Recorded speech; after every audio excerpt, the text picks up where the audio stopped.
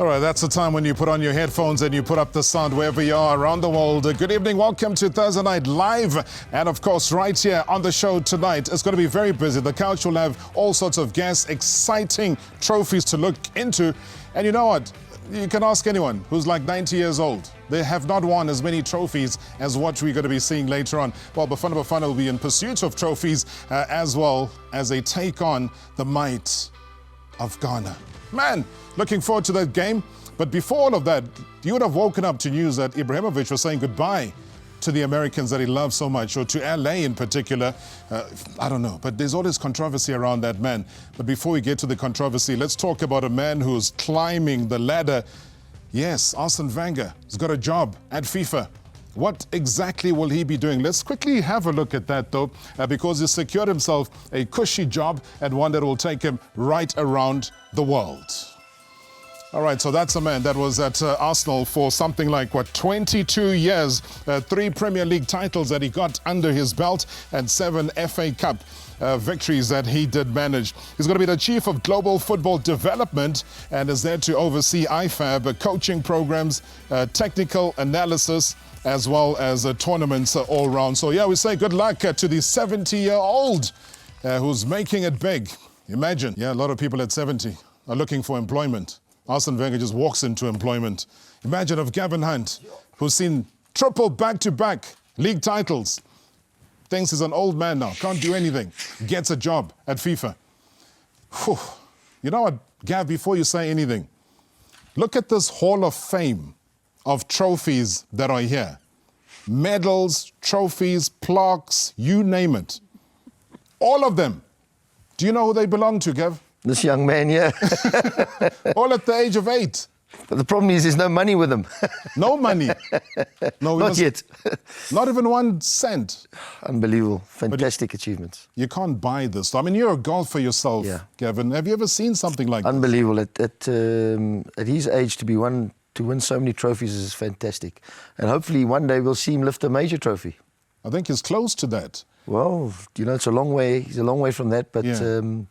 the way he started in his career is fantastic. So I wish him well, and I'm sure he'll do well. What is your handicap? I'm a 4 now, but I'm an old man now. Well, Sim, champ, how are you doing? I'm fine. Are you, Uncle Rob? Are you strong? Yes, I am. Congratulations for everything that's happening here at the table. How are you feeling? Good. Hey? Feeling good, energized. Yeah? Yeah. What's the latest one? Oh, yes. The minister gave you an award for excellence over the weekend at the SA Sports Awards. Well done. Congratulations. How are you feeling about that?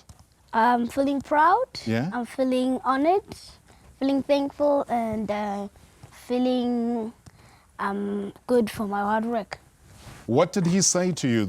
I saw you. You didn't even need Daddy to come through this time and walk you on stage and make sure you say the right things. You just walked on that stage on your own and went to meet the minister. What did he say to you?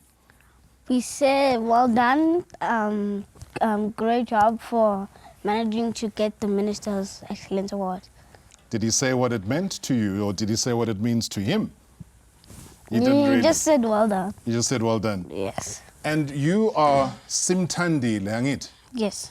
But you got to meet Simthandile. Do you know him? Yes. Who is that? The captain of the South African team, which we won. The World Cup. Yes. So what is it like meeting Siya Kolisi? I mean, here you are, a Siya meeting a Siya, all in one event. It was actually amazing. He was actually excited meeting me, and I was also excited meeting him. I didn't know I would beat Siya Kolisi, the captain of the rugby South African rugby team, and I didn't know it was going to be there actually. So it was a grateful time. Oh, nice. Well, once again, well done. Excellence Award coming through from the Minister of Sport, Arts and Culture, Natim Tatu, there at the SA Sports Award, and got a chance as well to meet Siya Kolisi, World Cup champion, captain. Gavin Hunt, in all that we can say, CAF Champions League is what you aspire towards. CAF Confederations Cup is where you're at. But a lot of people have always said, Wits are wasting people's time. They're not serious about this tournament. And now you're going and you're winning 8-1 and 6-0, aggregate 8-1 in the end. What does that mean for you now that you're in the group stages? It means it's going to cost us a lot of money. To go and play. Yeah. I mean, the travel costs are astronomical, Rob. And I don't know, for a club of our size to meet these financial demands are going to be very difficult. Right. I mean, we only get, I think you get $270,000 to get into the last 16 like we get. But I mean, already our first trip, I was sitting with the accountant this morning, and it was like 800,000, 900,000 rand to get. Because it's not, you know, in Africa, people play Champions League in Europe. Yeah. Europe, you travel 2 hours, 1 hour. Yeah. You know, here we got to go 3 flights to get to Mali. You know, you got to go Addis Ababa, Lagos, and then obviously the time, it's a 20-hour transit. You know, so and then All you got the to come back 2 days connecting later and flights. play a league game. So it's going to be a bit of a problem. Well, see what, you're still 4 matches behind. We're 4 matches behind now. But a lot of people always say that, yeah, okay, great, Gavin can, if he gets the 3 points, but that if is the biggest problem, because you would have seen against SuperSport United, Exactly. all of a sudden you are there, okay, a point you might get, and in the end you walk away with nothing, they get the 3 points. Yeah, I thought we were a little bit anxious in the game because we knew our situation. I mean, if we would have gone second in the league with 3 games in hand, you know, it would have been such a good position. But we're still in a good position. We can't let that knock us off, you know, where we are at the moment, and we'll concentrate on the next game. Oh, man. All right, so one thing that really fascinates me a lot is seeing growth. Now, he has grown because last time he was just wearing caps. I could give him a cap and he would wear it. Now he's got tailor-made. Sponsored. Hey, you got a sponsor. Tell me about it. I mean, do you know the weight that cap carries, tailor-made? All the big golfers in the world are wearing that product. And here you are, sponsored. When did you start wearing that? We actually bought it, so... Okay. Yeah, we got the cap because it was a good cap, and I could wear it with my golf, my golf clothes. But do they know that they're missing out on a potential champion? They're going to regret that moment where they didn't come forward and say, here is, I mean, what more do you need to do? You might buy a cap, but you can't buy trophies. Who sells trophies? Nobody. Absolutely nobody. And if you sell them, what's it going to mean? Nothing. But yeah, talk about a guy who has sold himself. When I say sold himself, I really mean that, because he needs no marketer, he needs no marketing company, no marketing wing, nothing. He sells himself right around the world because his name is what? Ibrahimovic. Now, Gavin, this guy. Best. Hey? Best. So he's had to say goodbye to LA Galaxy. I don't know if he could go to, you know, it's obviously money. He's not chasing money, you know. So. But partly, though, I mean, he was getting some good dollars. The lifestyle in LA is beautiful. I mean, why do you want to leave, you know?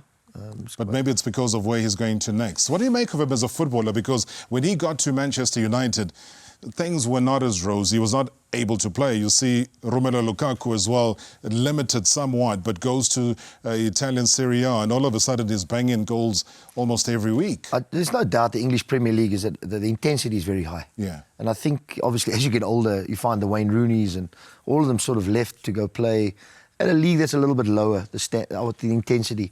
I think, you know, if you look at the Bundesliga and places like that, I think the intensity is high.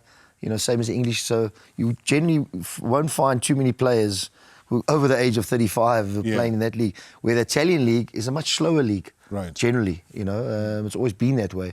And you look at Juventus. I mean, who's the top side? A lot of their players are well into their 30s and still playing. So the Bundesliga, English Premier League, the intensity is high. There's a lot of distance being covered, and I think obviously that's a reason. So when they go to the American League and score 53 goals in, I think he got in 50 games, something like that. True. Believe you me, it's not as difficult as playing in those the leagues, you know. Okay, let me flip back to you though, because Sim, you're going to be shooting an ad straight after you're done with schoolwork on a normal day. But Nedbank, I believe, is an ad that you're going to be shooting. Have they told you what that's all about? Is this your first major ad you're going to be doing? Yes, I will be doing my first ad, and I was actually not expecting an ad. I'm gonna go gonna watch myself on the ad and see how it goes. But you're looking forward to it. Yes, definitely.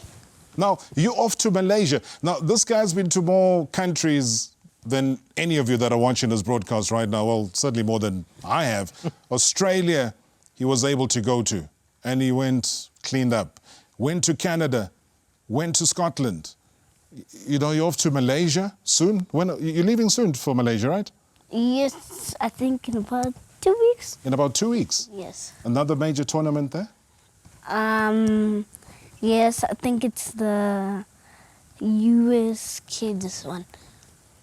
Out of all of these trophies, which is your favorite? I'm not sure. Feel free to walk to it and lift it and get it and bring it here so we can have a look at it. Tell him the next I mean, shop around your own trophies. Take a trolley, just look around. Tell him the next one. Tell him the next one you're going to win. That's going to be the most important. Not sure, actually. Which one do I choose? Which one? Also the medals at the front, anything. Which is your favorite one that makes you really proud? Think it's gonna be Drum this roll. one. Oh, finally we got one. Okay, tell us one. Let me see that one. That's Australian Open, US Kids Top 5 in 2019. So that's the one that he's talking about. And I'm going to quickly open that. Where do you open these fancy things? So that's the one, firstly, for 2019, so that we capture it. Can I tell you another one? Because it says Australian Open, so I'm thinking it must open, but I'm lying. No, this is one you just proudly hang on your wall. Why do you like this one the best? I did very well in Malaysia. I had a good attitude. Last time I hit the ball left like that. Yeah. So then I hit a 5 and there was like a big pole in my way. And there's a tree here. So I managed to hit the 5 and actually over the tree in front of me. And then I ended up almost on the thing that I made when I think I made a triple leg or something. Yeah. And then I said to my dad, it's fine, next hole we'll cover. And Dad's a caddy though, eh? Yes. Is he still your caddy? Yes. How did you get to be so good? How do you get to be so great? How do youngsters like me try to be like you? Well, it's hard work. It's actually took me it's been 30 months or 12 now. It worked hard and it took all those 30 months or 12. And it was hard work a lot. And you're not born a champion, so... You have to work at it. Yes. Oh, you are not born a champion. You have to work at it. I mean, here we are. All 89 years of us are here. And we are taking notes from Sim-Tiger, who's telling us major quotes. Hey, who said you need the Malcolm X's of this world for quotable quotes? You got them right here. But hey, David Villa is also saying goodbye to football. We all know him, his contribution to the game. Why is he leaving? I don't know. Let's check this out. Konnichiwa. Buenas tardes a todos. En primer lugar, daros las gracias por asistir a este evento, a esta rueda de prensa. Bueno, os he convocado hoy aquí porque tengo una noticia importante que dar.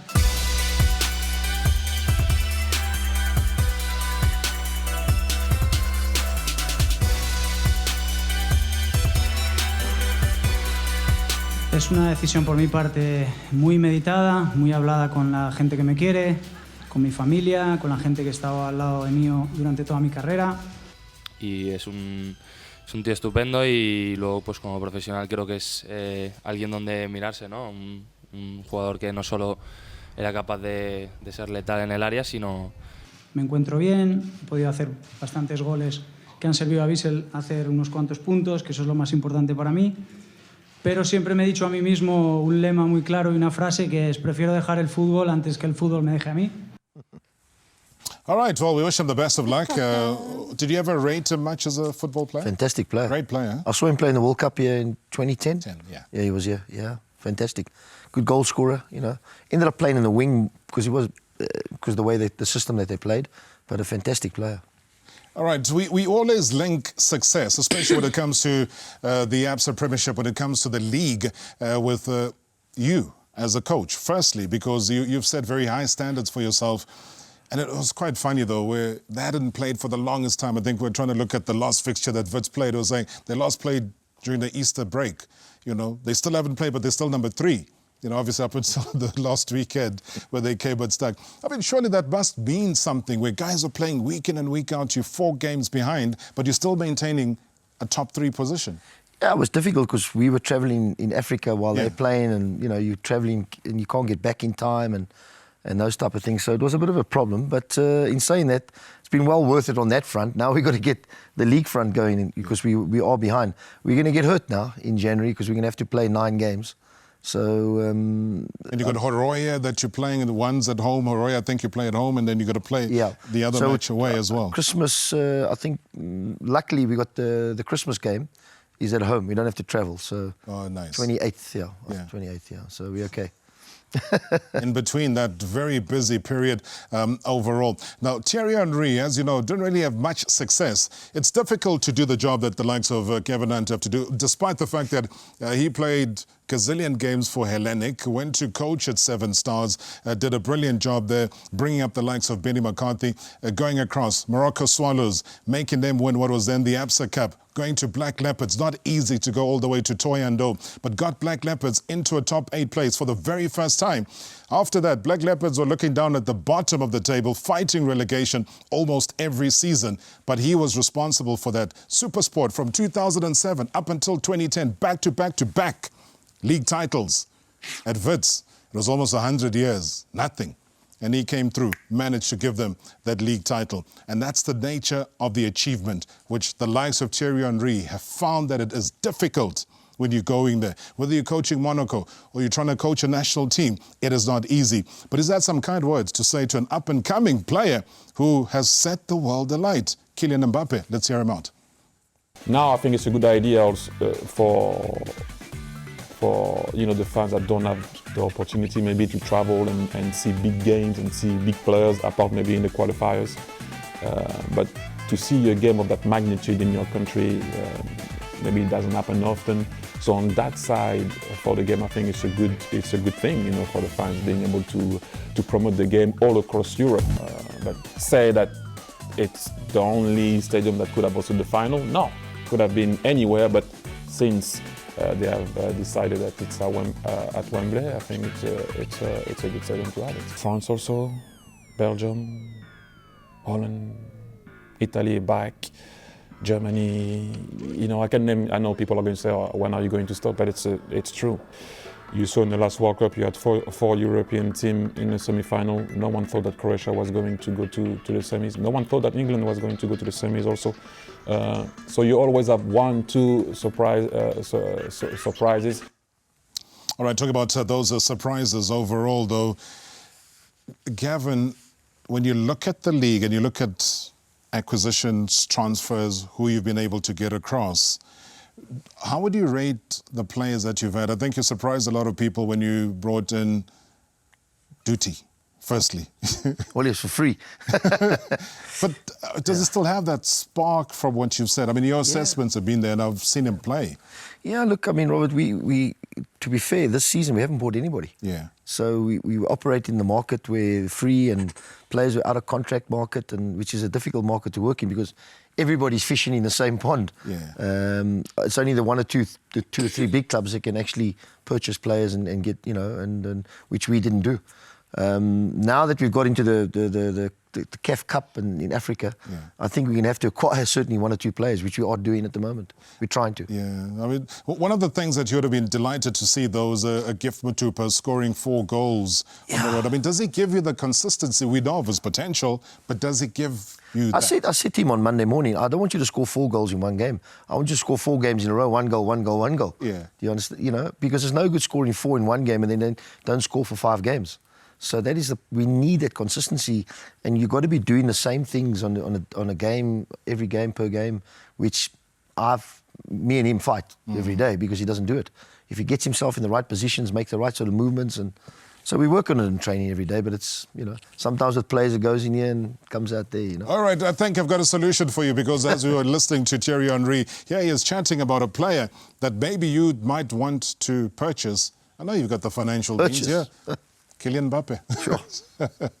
C'est vrai qu'on dit qu'il est jeune de par son âge, mais il est plus vraiment jeune de par ce qu'il fait, de par, comment on peut appeler ça, son nombre de matchs, de par son intelligence de jeu. C'est un truc que je soulève souvent quand je parle de Mbappé.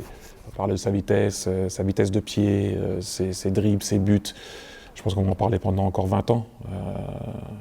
Je l'espère pour lui, il était loin quand même là, mais ouais, 15, 16 ans, peu importe, 20 ans, s'il peut, il joue encore. Donc voilà, mais oui, s'il reste pas de blessure, il ira en sélection, parce que bon, oui, il ira en sélection. Ah oui, il va à mon avis mettre la barre très très haute, ouais. Well, he's right. If he has no injuries, I think the world is right there for him to take charge over. All right, so some Tigers here. Any messages that you want to send on Twitter as well to him? You can follow him on social media. He's quite active on Twitter. He tweets. He writes as beautifully as he wins tournaments. Hey? Hey? So you enjoy that platform there on Twitter. I see your following has grown like ridiculously. Last time you visited me at 5 followers. Now you've overtaken all of us. I didn't know I could tweet also on I'm also on YouTube. Yes. My dad said I didn't know I was actually on YouTube, so that was also not, and I have one day I want to count how much fans I have down the list, and yeah. Now, is there a time that you will meet the real tiger? Because you're the Sim Tiger. I hope so. I hope I do, to be grateful to meet him. Yeah. And I wish I could visit him and his son, which is I also wanted to meet his father Earlwood. Yes. But I don't know. Passed away. Yeah. Yeah. So, but I would His be. father was very instrumental in helping Tiger to become the champion that he is, in the same way that your dad, Tshabalala, Yes. is able to help you to become the great champion that you are right now. Yes, I would like to thank when I got my award, I would like to thank God, and I wouldn't be there without him. I would like to thank my family and my mom, my baby sister, which is 2 years old, and 3. And then I would like to thank my dad for what he's done for me. And I would like to thank my fans on Twitter, my supporters, and I thank you for supporting me through my journey. But your journey hasn't even started. This is a mini journey. Yes, The that's real what journey is It on. sounds like he's retiring. I'm meaning mini journey, not you. I'm not meaning the whole journey. No, you're right. I mean, Well done, well done, well done. no, I mean it's ridiculous though, because we're just a couple of weeks ago. In fact, now in October, you were celebrating your birthday. He's only 8 years old. 8 years old. Tiger Woods. I know that now and again, in between your heavy schedule, you do watch this show. Just make sure that you make this young man's dream come true. We might come and rent a little bit of space in your house just to house a couple of these trophies, because we had to leave a lot of the trophies at home. In fact, we took a little sneak preview of the trophies that he has, and this is not even all of them. At home, he didn't even know which one is which. Check this out here. My name is Simthandile Tshabalala. I'm 7 years old. I play golf and I want to become the best in the world. As you can see, champion, champion, champion, champion, champion, champion, champion, Champion. Hey, champion, chopping them out. Chop. Champ. Hey. And that was a little mini documentary, and thanks to the BBC who were able to cover his journey, his mini journey up until now. That's the man. How did it feel being on the BBC? Whew, that's the world watching. Actually, BBC is also it's also nice, and BBC, the whole world's watching, and actually it's thankful for them to make a clip. Last time my dad told me, and I watched it about 5 times. It was. What did you like about it? The music. The music. Yeah, I like the music. But you liked watching yourself. Come on. Yes. You liked watching yourself there? I wish you could put the whole clip there. Yeah, we don't want to get locked up now. We have to behave ourselves as well. All right. There's a major announcement that's going to be made right here on Thursday Night Live. You don't want to go anywhere because Gavin Hunt's got work to do, but we are convincing him to stay behind, so he's going nowhere. Sim-Tiger, as busy as he is going to spend the evening here with us, chilling in the same way that you are. Send us your tweets as well. Get involved. And, of course, good luck to Bafana, an important game coming up later on. Don't go anywhere.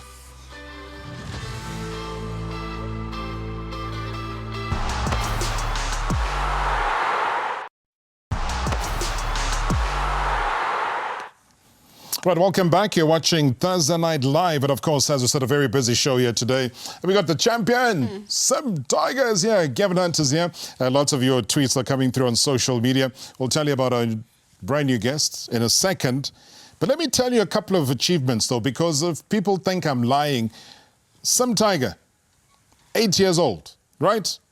He's won the US Kids Winter Tour Championship. He's won 5 out of 6 tournaments last season. He has won 5 out of 5 US Kids Local Tour golf events for the current season. Top 4 finish on the Australian Open 2019 in Australia. Top 3 finish in the British Kids Championship 2019 in England. Top 10 finish in the Kids World Championships 2019 in the USA, and being the only non-American in the top 7. Represented the country in the European Championship in May 2019. He is ranked 7th in the world. 7th in the world. He has won more than 30 titles in the last 12 months. 30 titles in the last 12 months. He is the youngest in this year's Mail and Guardian 200 Young South Africans list. He's been featured in international news channels like the BBC, China Global TV network. He's recently played a round of golf with Gary Player. Yeah, Gary Player. He's been involved in charity work. He's donated a couple of school bags. Go on his Twitter feed, you'll find that he is promoting charitable work at the age of 9. You sitting at home there with your Rolls Royce and Lamborghinis who's donated nothing your whole life.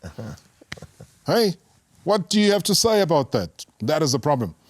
Robert Klein is here. He's the CEO of the Bundesliga. Robert, good to see you. Welcome to SA. Welcome to Thursday Night Live. Thank you very much. I love South Africa. I wonder what I've been doing with all my life after all these amazing feats in no time at all. It's really impressive. Yeah, great to be here. Oh, beautiful stuff. And one of the main things we've seen the Bundesliga really do well from an African perspective. You know, all sorts of players that have gone across there. As the Bundesliga and the growth, have you been happy? You see the crowds every week, and it's the most watched league in the world. How does that make you feel? Well, we think the product is great. Yeah. You know, we have, as you said, more goals than any other league. We've got the biggest crowds, over 43,000 on average. And my job is to take that internationally. Right. And I think we're doing a good job. You know, we set up Bundesliga International 2 years ago to focus on that. South Africa is a key market, which is good for me because I lived here 3.5 years. Right. And I consider it my second home. I love South Africa. Yeah. And we're doing more and more. We're looking to get partnerships with the clubs. We're talking to the league, and of course, we're coming up to a new rights cycle, so we can see what we can do in terms of getting some really good coverage, right, so people can watch it. That's the end. game. But what does that mean, though? Because the entire world right now sits as far as rights are concerned. Some of your rival leagues in Spain. I mean, I had an interview just yesterday with Fernando Sanz, and he was a former Real Madrid player, went to become president at Malaga, and now is doing all sorts of work promoting it globally, based in Dubai. What does that mean for you when you see that competition, but also the direction that live football and football rights are taking? Well, I think the direction right now is really interesting, right? Because we went through 30 years ago, you'd sell your rights, you'd come back and you'd say, okay, it's free to air, and you'd do nothing with it. Then we had telcos try to come in. Now, pay TV is definitely the big dominant, but the digital is coming thick and fast. And therefore, the opportunities that are around that, pay TV, I still think will have, the financial clout at the moment, but the opportunities to do other things on digital and also outside of the live. And that's something where we can work very well. We do all of our production, all of our digital content. And to be honest, our question is, why is a South African fan going to watch the Bundesliga? And it's going to be not the Bundesliga. It's going to be a club or a player and an emotional connection. And so we work day in, day out to try and see how we can get that. We've got a good fan base here. We've started doing research. We understand there are 4 million avid fans. That means that they would choose Bundesliga first or second. Right. So it's a good base, but we've got work to do. Because that's always a question, I was lucky to go across earlier this year, and again, with the Bundesliga coming on board, went to watch the Klassiker there, and it was fantastic. I mean, Bayern Munich playing against, Borussia Dortmund is something anybody and everybody needs to set aside time to go and watch. And we saw that over the weekend again. Goals galore, yes. The Bundesliga's 101st edition of Der Klassiker was the first since 2010 to not feature the current league leader. A baptism of fire for Bayern's interim head coach Hansi Flick, tasked with plugging the gap following Niko Kovac's resignation. Counterpart Lucien Favre claimed Dortmund had respect but no fear of Bayern, but there was little sign of it in the opening exchanges, as the host's early pressure saw the deadlock broken just past the quarter-hour mark. Who else to score but Robert Lewandowski? The Pole becoming the first player in Bundesliga history to score in 11 straight match days uninterrupted. And it was his goal that was the difference at the break after a first half in which Dortmund didn't produce a shot on goal. Bayern didn't have to wait long to double their advantage, though, as they caught Dortmund cold minutes after the restart. Gnabry making no mistake with the goal at his mercy. It's the German international's first goal on home soil since scoring in Bayern's 5-0 win in this fixture back in April. Dortmund had little answer to Bayern's dominance, and a collapse looked more likely than a comeback. This chance for substitute Paco Alcácer in the 69th minute was the visitors' first shot on goal of the game. Fortunately for Bayern, Javi Martinez's interception did enough to thwart his compatriot. It was Bayern, though, who continued to create chances at will in the closing stages, as a neat 1-2 between Robert Lewandowski and Thomas Müller saw the Pole bag his brace and break another Bundesliga record. 16 goals in the opening 11 games of the season is a new best mark in Germany's top flight. The German record title holders maintained their ruthless streak and added a fourth 10 minutes before time. Perisic did all the hard work before Hummels put the ball into the back of his own net, pouring further salt on Dortmund's wounds on another night to forget in Munich. Bayern not flattered by the result. 4-0, the final score. Were you surprised, firstly, just about the outcome? I don't want to talk about football that much. I want to talk about the business of it. But I care about the football as well, and I got connected. I'm half Swiss. I was in the time of Chapuisat in the 90s. I don't know if you remember him. He was a player. So I connected to Dortmund. That was my first introduction. So I'm always looking at it, and you think, but I think it's been the 6th time. So I thought Dortmund might win this one. I was pretty wrong. But isn't that always the case, though, when you think it's going to get to a stage where they will win, and then all of a sudden there's just a huge turnaround? I just think Lewandowski has kind of come on his own all of a sudden, has really switched up his game. And a lot of people are quite happy to see that turnaround, in his footballing playing career. But it's just, the fan, and what is it that attracts them to a Bundesliga? Because we get sold different stories about other leagues, and yet this is where fans consistently, Rob, are going to watch football. I think you go back to 2000, right? European Championship, German team does really badly. The whole nation goes into a crisis. The league comes together, the federation comes together, and the regional. They set up the DFL, professional institution. with licensing, focusing on the youth, having certain facilities for also clubs that you have to abide by. 2006 World Cup comes along, right, and people rediscover football in a way that they haven't before, and the crowds really start coming in, and they're like, wow, the football is good, and on top of it, we can have a whole day out. So it's not just about the match day thing. That's what we talk a lot. You know, the fan engagement starts before and after. The Americans know that better than anyone else. Football is still the central piece, right? These guys are fans of the football, but that's where it started to grow. And as you also probably know, in Germany, the fans are members of the clubs, and that association and that community spirit, it goes beyond just the match day. Now, the one thing again, Gavin, I mean, we've sat through watching UEFA Champions Leagues before, and we see the dominance, you know, that have come through from Germany. One of the powerful coaches right now, I know he's down in Cape Town on a little holiday now, Jurgen Klopp, has done wonders with the likes of Liverpool, but his base was always there in the German Bundesliga. What have you made of their rise and consistent, you know, top 4 maybe finish in Europe? I think the biggest thing that struck me with the German football is they wanted to get more qualified coaches. Right.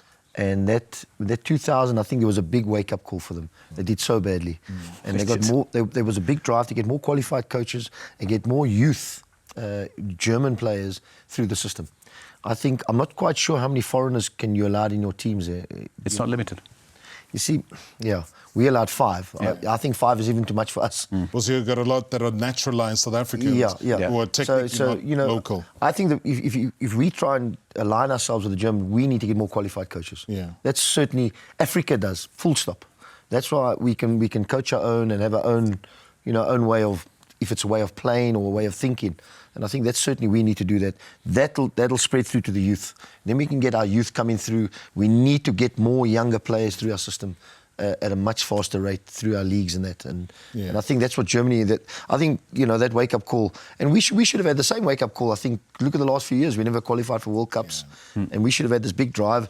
And there is a bit of a drive now. We are sort of coming back, and our teams are qualifying and doing well in the younger age groups. This Olympic team now is very important for us to get in the Olympics. But we certainly need to, I mean, and you know, just the way they run their teams. Our biggest problem is the stadiums. Yeah. We don't the ownership. We're the ownership of a stadium. Yeah. I think once you own a stadium, you can, around the stadium, you can make all the entertainment and make it our team to come to a football match. You know, which everything that goes with it, and become a member of that club. And also franchising around it, eh? Yes. Is also an important thing where you can go and buy all the paraphernalia around the club. Exactly. You can just go buy a mug. Shops you can buy and stuff like that. Exactly. I mean, you look at our 2 biggest clubs in South Africa. They're playing against each other in Durban. Yeah. I mean, it can't be there, right? And it's a local derby. You know what I'm that saying? is played away from the local area where they're supposed to be playing. But the one thing, though, Rob, while you're here, is that you bring with you, jet lagged or not, you bring some good news. Certainly, we are looking. Because it's a key market, and we want to, the way the Bundesliga works, we don't just want to come in and build our brand. We actually want to help local football, and so we're looking at discussions to see how we can help. Is that what you're referring to? Yeah. And a lot of people were saying, we see on Marawa TV, there's the presence of the Bundesliga. We showed a couple of highlights as well, like you saw. We're showing the Klassiker just now as well. That partnership with Marawa TV and the Bundesliga, that for you has also been an important part in cementing your presence once again on the continent. Yeah, 100%. And for us, we're delighted that we have that. Also that you're an influencer for us. So when, I mean, some of the footage that we did when you came to the Klassiker in April was just first-class stuff. Because, I mean, you're a fan, you understand it, and you'll be able to really get deep. You can't just get that necessarily in a live match. Yes. And so what we're going to be able to do, and it talks to the new opportunities also through digital. Correct. We're really excited about, and we want more and more people to experience the Bundesliga, which, according to me, plays the best football. Right? It's the reason I say that is yes, the goals come, but in terms from a stylistic point of view, it's technical and tactical. So you were saying exactly Spain. Italy a bit slower. Yes. EPL a bit more frantic, and we kind of sit in the middle, and people need to see it. And people respect it. I think the other day I was doing a count of how many German national team coaches the German national team have had, as opposed to South Africa that just got back into international football in the 90s. And it's staggering that from the 1900-somethings to the present, they've had a fraction of national team coaches as opposed to South Africa, who are now knocking into the 20s of South African national consistency. Whether you're doing well, it's not a case of be fired the next day. It's a case of how can we help collectively. And if you remember when South Africa got readmitted again, one of the first directors of football in South Africa was a gentleman called Horst Kriete. And Horst was the one that was in charge of setting up the roadmap for South African football as well. So that is just how much respect has been shown towards a German football from an African and a South African perspective. Sim. You're back there, man. Sim. It's been long, eh? Stay with us. All right, Sim's around. I had to wake him up a little bit, yeah? Because I think he's thinking of the next tournament. He's focusing. He wants to come back with the trophy. He'll tell us after the break how psyched up he is for the next big challenge in Malaysia. Stick around.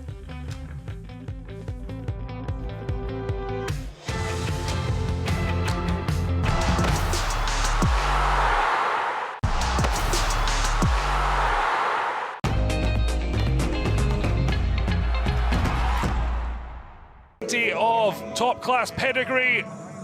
This man, Dao, Captain Ismail Diallo, hoping physically and mentally after for more from the SuperSport United player.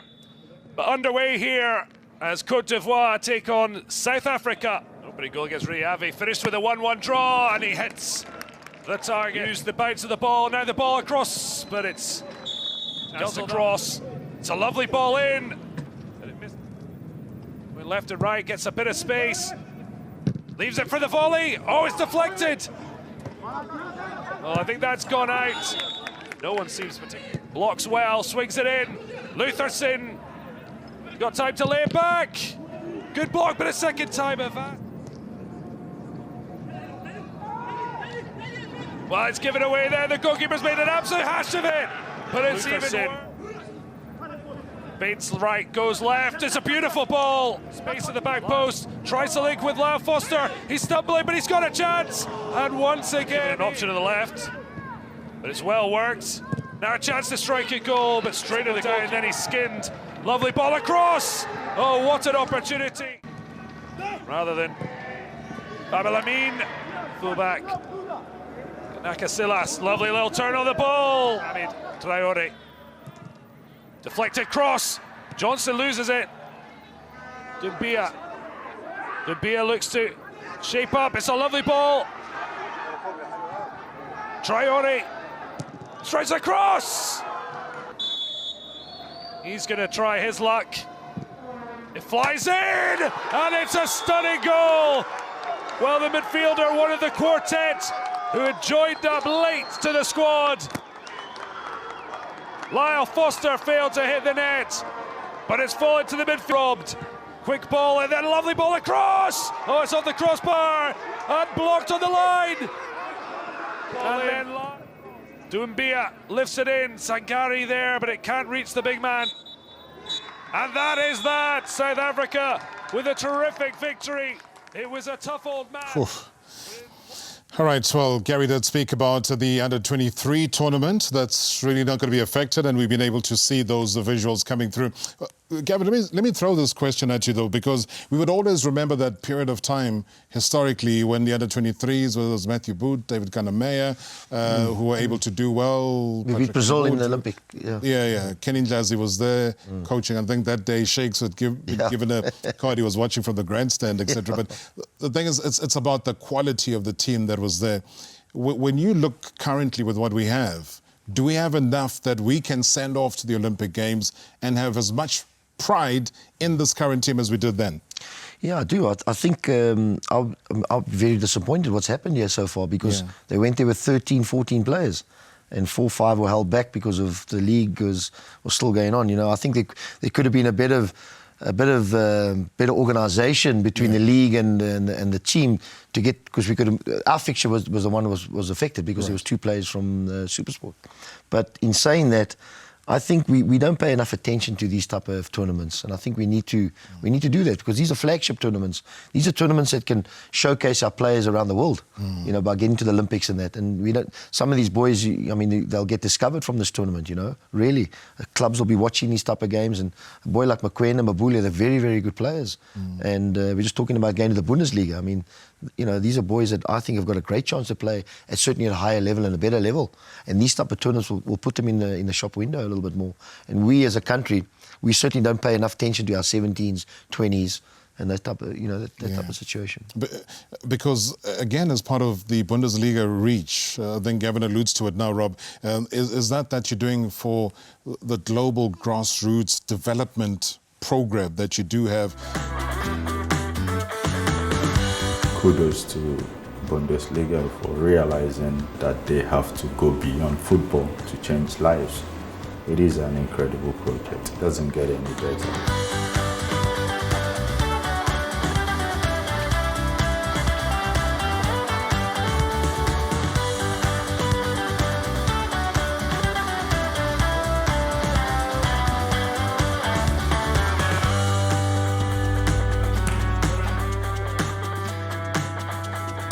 That's very valuable for us as a learning so far, and we look forward to much more interaction and engagement.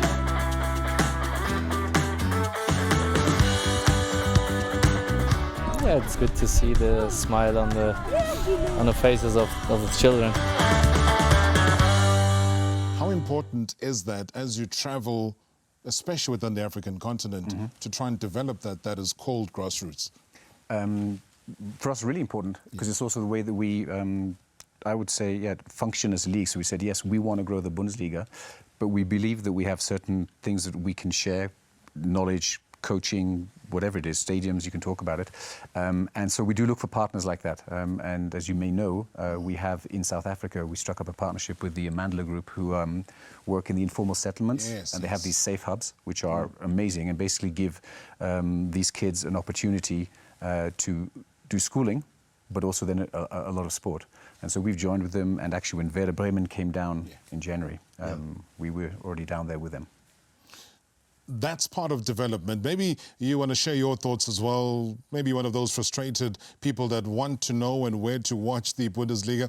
We will carry a portion of what we can on the Marawa TV platform. And of course, if you do subscribe on the YouTube channel, that becomes part of a daily life. We'll give you all the updates and also some of the exclusive inserts like you saw on the show last week that will carry with you right here because, hey, part of family. Whether you like it or not, part of family right now. Gary Radbourne as well, also breaking down what has, for me, become a very complicated media rights issue, a very complicated issue just around football and who gets to cover it and who gets to watch it overall. I know when I cut you off as we're going into the break, there was an important point, Gary. I don't know if you still can recall and you want to bring it back into the discussion. Yeah, just a quick one. Is that my thinking as well is that when CAF made this decision suddenly to announce that they were cutting links on this contract with Lagardère, why so suddenly and why so soon?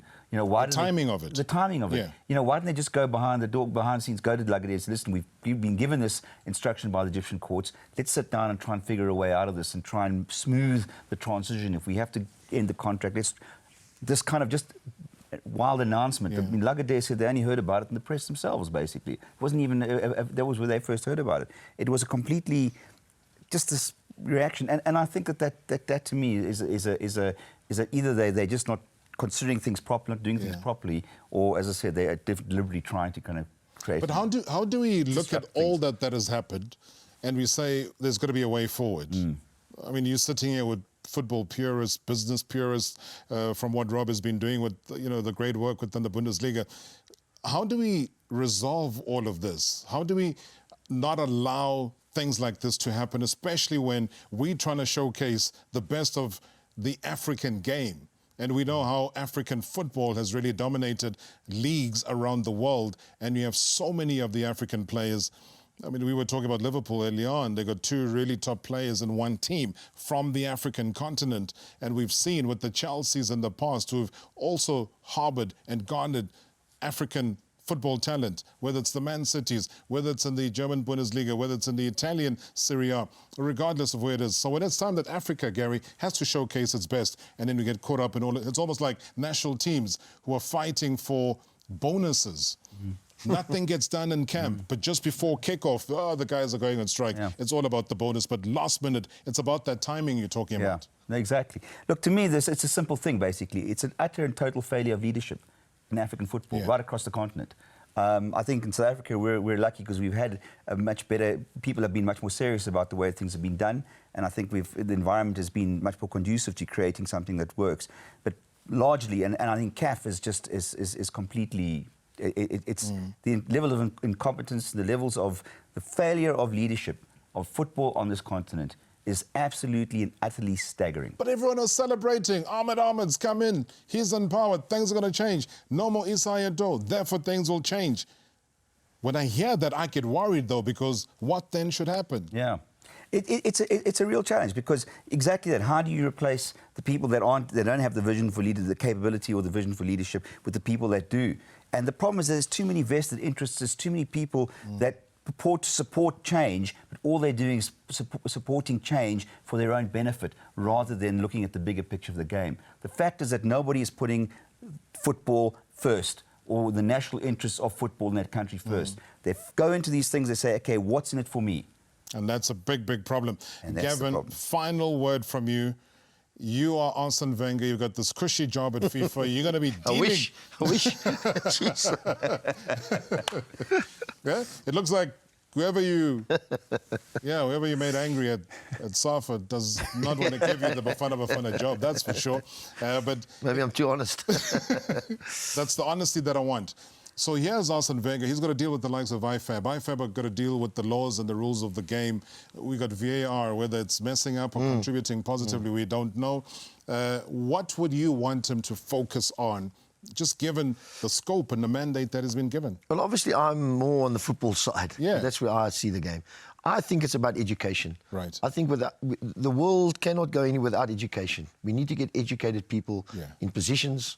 I mean, it all filters down to what Gary's saying. Yeah. You know, if you're not educated, you don't have the intelligence or the competence to do the job, how are you going to do it? It's like putting a coach in charge of a team that, you know, you got no idea. So I think education is key around the world. And the more we can get coaches, educators at the lowest level, the more you're going to get this talent coming through and not get lost in the system. Because Africa, just talking Africa, we lose talent on a daily basis. Daily basis, because they get lost in the system and they end up being...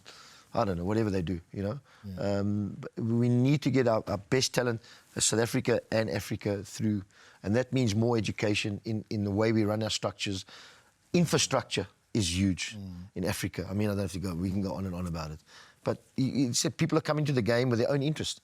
You should only be allowed into the game if you're putting something into the game, like you build in fields or infrastructure where you can coach players and getting qualified people to fix the fields and have the field. I mean, you go into big, large countries around the world. Nigeria, who's got loads of money. There's no infrastructure. And how many players do they produce? Thousands and thousands and millions. But they've got no fields. So how are you going to play football? So investing locally is the way to go. Exactly. And I love that because, just quickly, Gavin, Masai Ujiri from the NBA, Raptors just won the NBA title last season, and he's Nigerian in terms of his roots. And he's the president of the Raptors. And to win an NBA title with that says a lot about the human capital that we are moving and shipping out of the continent. And yet it should inspire others to do exactly what you're saying. Keep it within. Imagine the growth that would be there. It's huge. And I think there's got to be a little bit more rules and regulations from CAF, the governing body. They've got to have X, Y, Z if you're a top football club. And if you go to these top football clubs and where they play, because I go there. Sure. I mean, you go there, where you play, they say, no, it's a gravel pitch. And this is a top club that's supposed to be this big powerhouse in African football. North Africa is much better. But you go Central Africa, West Africa, there's a problem. There's Falls a huge apart, problem. It falls apart. All right, let's get to your final thoughts, Rob. I mean, you've been able to have a very busy time in a busy period while you were here in South Africa, Cape Town, and then now back here in Johannesburg. And what message and oversight do you take back to Germany, just in terms of your mission and goals on the continent? Well, I would focus it specifically on South Africa because that's where I was this time around. I mean, I speak to everyone where I can. As soon as I arrive at the airport, when I'm in the cab, when I'm at the hotel, and the football mania is absolutely everywhere. So that enthusiasm is something that we take back. And then I think also the appetite for the game, though, right? And I'm talking the appetite of the game in terms of building and changing. And I've had some very good exchanges, as I said, on the with the league and also with some other commercial partners. And I hope with that exchange, because I am passionate about South Africa, that we'll be able to build something long term. Yeah. Because I think the potential, let's not forget the potential. I understand everything that you've been talking about, and I don't live here day in, day out, so I'm not going to advocate that I do. But, you know, I did live here 3.5 years, and I think South Africa's potential is something that should be tapped into so that we can do some amazing things. All right, I love that. Gary, you're out of time. Thank you so much. I hope next time you come through, you bring us that good news, you deliver the good news. Because the continent and the world are watching. Or a big announcement. Or a big announcement. Yeah. Bigger announcement. Bigger than what we've had. I want to thank Sim-Tiger in his absence as well. As I said, still a young man, 8 years old. He's had to dash off quite late now. He's got to do his homework. But nonetheless, thank you so much for all the tweets that are coming through. Suggestions for the name of this gentleman behind me here. Thanks, Gavin. Thanks, Gary. Thanks, Rob. Highly appreciated. My pleasure. Yeah. Safe trip back home as well. Catch you again on the next episode of Thursday Night Live.